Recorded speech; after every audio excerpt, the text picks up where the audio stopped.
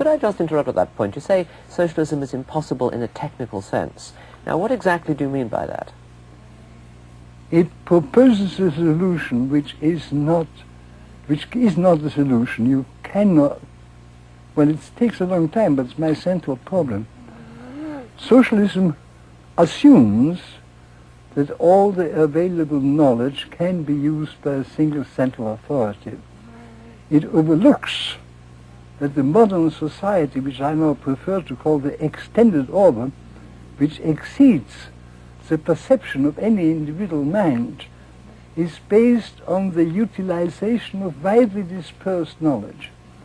And once you are aware that we can achieve that great utilization of available resources only because we utilize the knowledge of millions of men, it becomes clear that the assumption of socialism that a central authority can command all this knowledge is just not correct. So what you're doing is you're turning on its head the common point one often hears from the left, that because the problems of modern society are so difficult, that they require planning. You're saying because they're so complex, they make planning impossible.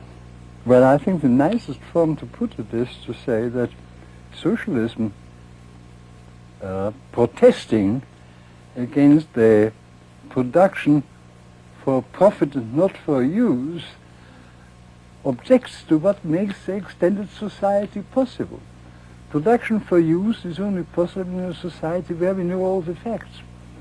But to achieve the situation where we are all working for people whom we do not know and are being supported by the work of people we do not know is made possible because we produce for profit. Profit is a signal which tells us what we must do in order to serve people whom we do not know. Yes. Now, you and von Mises put forward this criticism in the 20s. What reaction did you get from the socialists of the day? What reply did they make to that fundamental criticism? They were unwilling to admit the factual argument. They preferred to withdraw on the fact. This is a difference of values on which science cannot decide.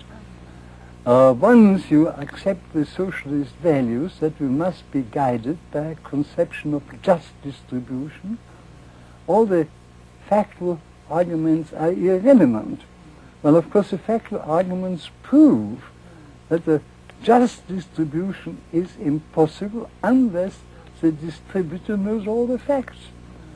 So my answer is, if the factual assumptions of socialism were correct, it would be a moral duty to aim at the just distribution.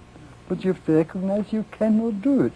In fact, you can produce enough to maintain the present population of the world only because of a spontaneous process or mechanism which enables you to make use of infinitely more information than any central authority possesses.